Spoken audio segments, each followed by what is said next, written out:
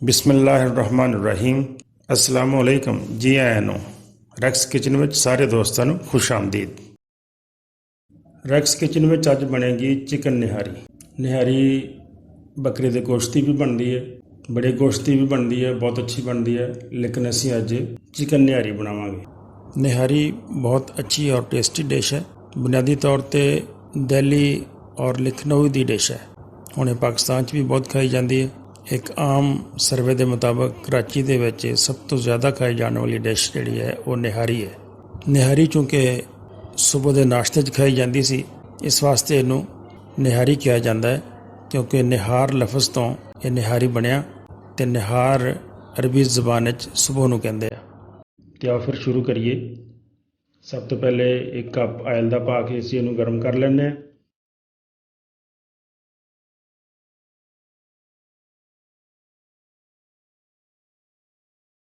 ਉਹਦੇ ਵਿੱਚ 3 ਪਿਆਜ਼ ਬਰੀਕ ਕੱਟ ਕੇ ਉਹਨੂੰ ਬਰਾਊਨ ਕਰ ਲਓ।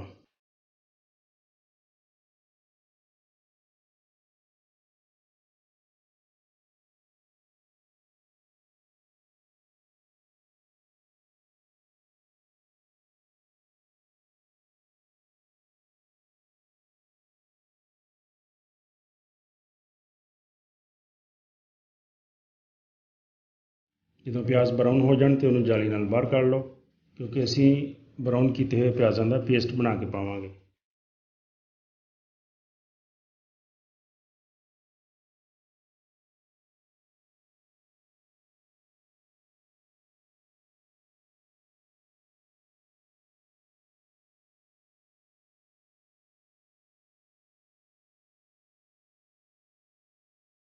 ਹੁਣ ਬਾਕੀ ਜਿਹੜਾ ਆਇਲ ਹੈ ਇਹਦੇ ਵਿੱਚ ਅਸੀਂ ਚਿਕਨ ਪਾ ਲੈਂਦੇ। ਚਿਕਨ ਦੇ ਪੀਸ ਜ਼ਰਾ ਵੱਡੇ ਰੱਖਣੇ ਆ। ਮੈਂ ਚਿਕਨ ਦੇ 8 ਪੀਸ ਕਰਵਾਏ ਆ, ਕਿਉਂਕਿ ਜ਼ਿਆਦਾ ਛੋਟੀਆਂ ਮੋਟੀਆਂ ਨਿਹਾਰੀ ਦੇ ਵਿੱਚ ਗਲ ਜਾਂਦੀਆਂ, ਬਿਲਕੁਲ ਖੁਰ ਜਾਂਦੀਆਂ ਅਤੇ ਬਿਲਕੁਲ ਅੱਛੀ ਨਿਹਾਰੀ ਨਹੀਂ ਬਣਦੀ। ਇਸ ਵਾਸਤੇ ਤੁਸੀਂ 8 ਪੀਸ ਜਾਂ 4 ਪੀਸ ਵੀ ਬਣਾ ਸਕਦੇ। ਇਹਦੇ ਵਿੱਚ 2 ਚਮਚ ਅਦਰਕ ਲਸਣ ਦਾ ਪੇਸਟ ਪਾ ਲਓ ਅਤੇ ਇਹਨੂੰ ਭੁੰਨਣਾ ਸ਼ੁਰੂ ਕਰੋ।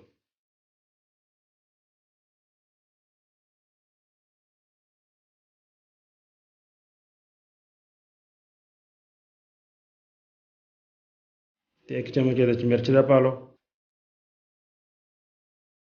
1 ਚਮਚ ਹਲਦੀ ਦਾ, 1 ਚਮਚ ਨਮਕ ਦਾ ਸ਼ਾਮਿਲ ਕਰ ਲਓ।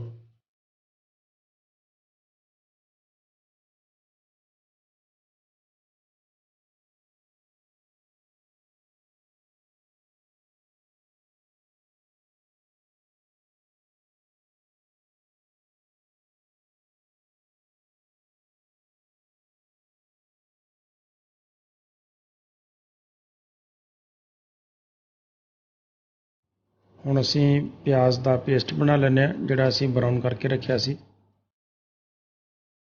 ਪਿਆਜ਼ ਵਿੱਚ ਤਕਰੀਬਨ 200 ਗ੍ਰਾਮ ਤੁਸੀਂ ਦਹੀਂ ਪਾ ਲਓ। ਦਹੀਂ ਪਾ ਕੇ ਅਤੇ ਉਹਦਾ ਪੇਸਟ ਬਣਾ ਲਓ।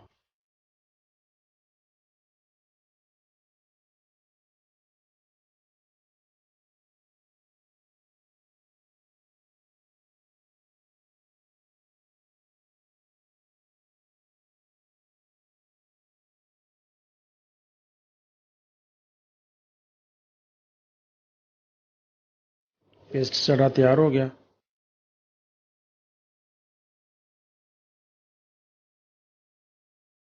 ਇਹ ਪੇਸਟ ਅਸੀਂ ਹੁਣ ਚਿਕਨ ਵਿੱਚ ਸ਼ਾਮਿਲ ਕਰ ਦਿੰਦੇ ਹਾਂ।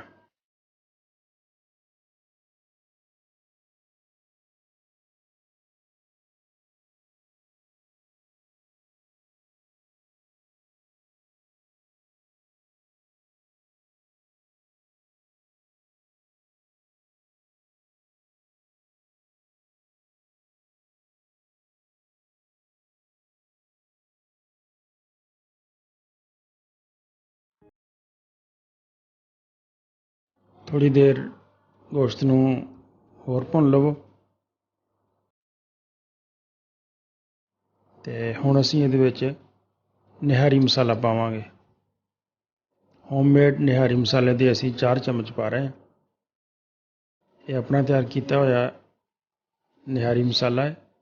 ਮੇਰੇ ਚੈਨਲ 'ਤੇ ਇਹਦੀ ਰੈਸਪੀ ਮੌਜੂਦ ਹੈ। ਮੈਂ ਡਿਸਕ੍ਰਿਪਸ਼ਨ ਬਾਕਸ ਵਿੱਚ ਵੀ ਇਹਦਾ ਲਿੰਕ ਦੇ ਦਿਆਂਗਾ। ਤੁਸੀਂ ਖੁਦ ਇਹਨੂੰ ਘਰ ਵਿੱਚ ਤਿਆਰ ਕਰਕੇ ਰੱਖ ਲੈਣਾ। ਬਹੁਤ ਅੱਛਾ ਟੇਸਟ ਬਣਦਾ ਹੈ। ਬਾਜ਼ਾਰ ਦੇ ਮਸਾਲੇ ਨਾਲੋਂ ਬਹੁਤ ਅੱਛਾ ਜ਼ਾਇਕਾ ਬਣਦਾ ਇਹਦਾ। 1 ਚਮਚ ਧਨੀਆ ਪਾਊਡਰ ਸ਼ਾਮਿਲ ਕਰ ਲਓ। ਤੇ ਇਹਨੂੰ ਦਰਮਿਆਨੀ ਅੱਗ ਤੇ ਥੋੜ੍ਹਾ ਜਿਹਾ ਹੋਰ ਭੁੰਨ ਲਓ।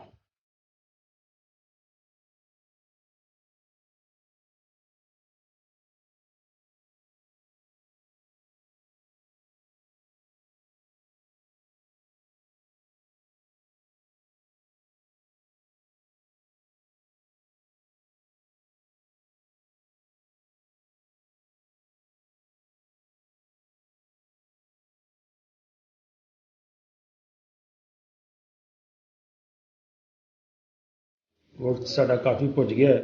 ਹੁਣ ਅਸੀਂ ਇਹਦੇ ਵਿੱਚ ਪਾਣੀ ਸ਼ਾਮਿਲ ਕਰਦੇ ਹਾਂ।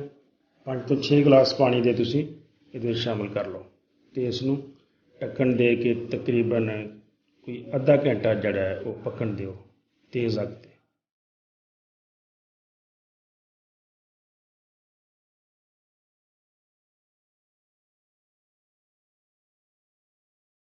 ਹੁਣ ਤਕਰੀਬਨ ਅੱਧਾ ਘੰਟਾ ਸਾਡਾ ਚਿਕਨ ਜਿਹੜਾ ਹੈ ਉਹ ਪੱਕ ਗਿਆ ਅਤੇ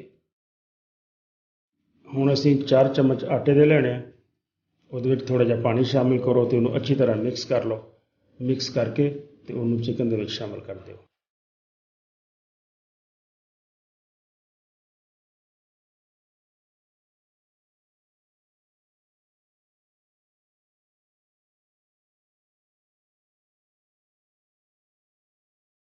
ਚਿਕਨ ਦੇ ਵਿੱਚ ਇਹ ਆਟਾ ਸ਼ਾਮਿਲ ਕਰਕੇ ਅਤੇ ਮਜ਼ੀਦ 10-15 ਮਿੰਟ ਤੁਸੀਂ ਇਹਨੂੰ ਹਲਕੀ ਅੱਗ 'ਤੇ ਹੁਣ ਪਕਾਉਣਾ ਹੈ।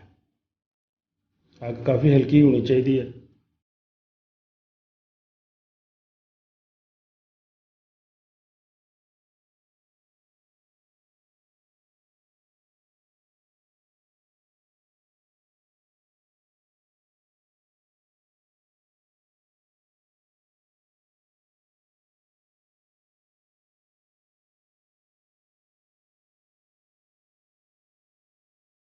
ਸਾਡੀ ਨਿਹਾਰੀ ਤਿਆਰ ਹੋ ਗਈ ਹੈ।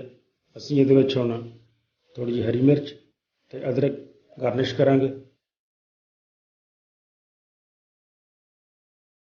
ਅਤੇ ਸਾਡੀ ਚਿਕਨ ਨਿਹਾਰੀ ਬਿਲਕੁਲ ਤਿਆਰ। ਬਹੁਤ ਅੱਛੀ, ਬਹੁਤ ਟੇਸਟੀ ਬਣੀ ਹੈ ਔਰ ਬੜੀ ਆਸਾਨ ਹੈ। ਤੁਸੀਂ ਇਹਨੂੰ ਜ਼ਰੂਰ ਟਰਾਈ ਕਰਨਾ। ਬਹੁਤ ਸ਼ੁਕਰੀਆ।